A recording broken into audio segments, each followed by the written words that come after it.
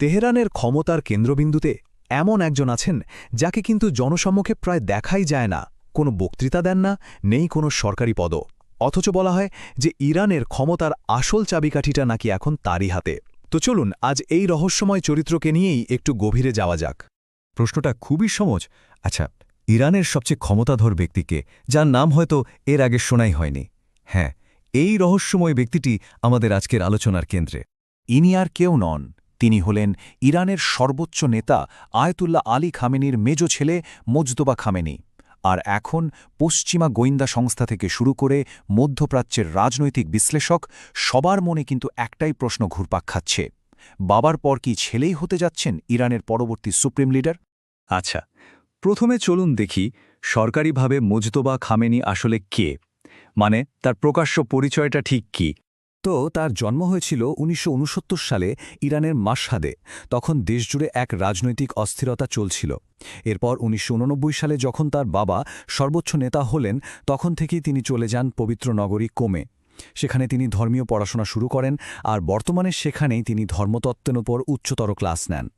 তার মানে সবার সামনে তার যে পরিচয়টা তুলে ধরা হয় সেটা হলো একজন শান্তশিষ্ট, জ্ঞানী ধর্মতত্ত্ববিদের।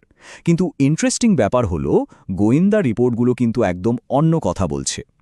তাহলে প্রশ্নটা হলো, এই যে ধর্মীয় পরিচয়, এটা কি শুধুই একটা লোক দেখানো আবরণ?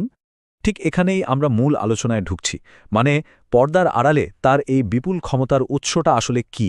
চলুন একটু গভীরে গিয়ে দেখি। দেখুন, বিশ্লেষকরা বলেন যে তার ক্ষমতাটা আসলে কয়েকটা বড় বড় স্তম্ভের ওপর দাঁড়িয়ে আছে। এক, ইরানের সবচেয়ে শক্তিশালী সামরিক বাহিনী, মানে ইসলামিক রেভলিউশনারি গার্ড কর্পস বা আইআরজিসি, তাদের সাথে তার সম্পর্ক খুবই গভীর। ২, বাসিজ মিলিশিয়া, যারা সরকারের হয়ে মাঠে নামে, তাদের ওপরও তার নিয়ন্ত্রণটা বেশ শক্ত।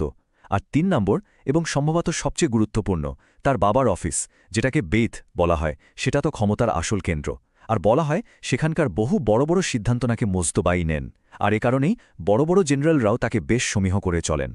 তার এই ক্ষমতাধর হয়ে ওঠার পেছনে একটা বছর কিন্তু খুব গুরুত্বপূর্ণ, আর সেটা হলো ২০০৯ সাল।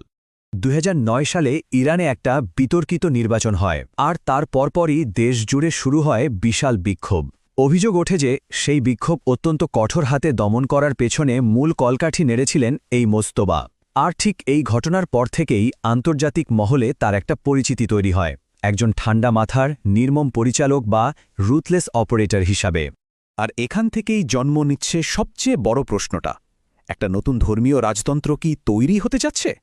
কারণ এই যে বংশ পরম্পরায় ক্ষমতা হস্তান্তর, এই বিষয়টা নিয়েই ইরানে এখন তুমুল বিতর্ক চলছে। ব্যাপারটা ভাবুন একবার, ১৯৭৯ সালে যে বিপ্লবটা হয়েছিল, তার মূল উদ্দেশ্যই তো ছিল রাজতন্ত্রকে উৎখাত করা। অথচ এখন যদি সর্বোচ্চ নেতার ছেলেই সেই পদে বসেন, তাহলে কি ইরান আবার একটা রাজতন্ত্রের দিকেই ফিরে যাচ্ছে, শুধু ধর্মীয় মোড়কে?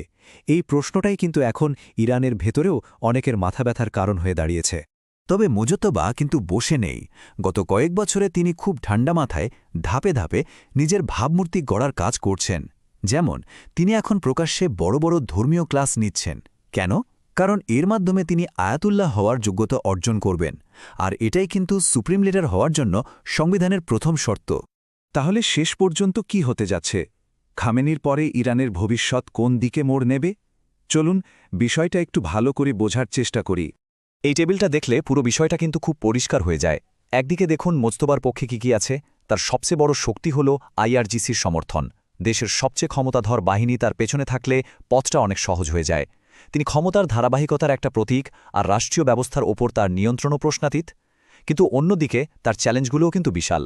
সবচেয়ে বড় বাধা হল ইরানের জনগণের মধ্যে বংশতন্ত্রের বিরুদ্ধে একটা গভীর মনোভাব রয়েছে। তাছাড়া তার তেমন কোনো জনসমর্থন বা ক্যারিজমা নেই, যা একজন নেতার জন্য খুব জরুরি।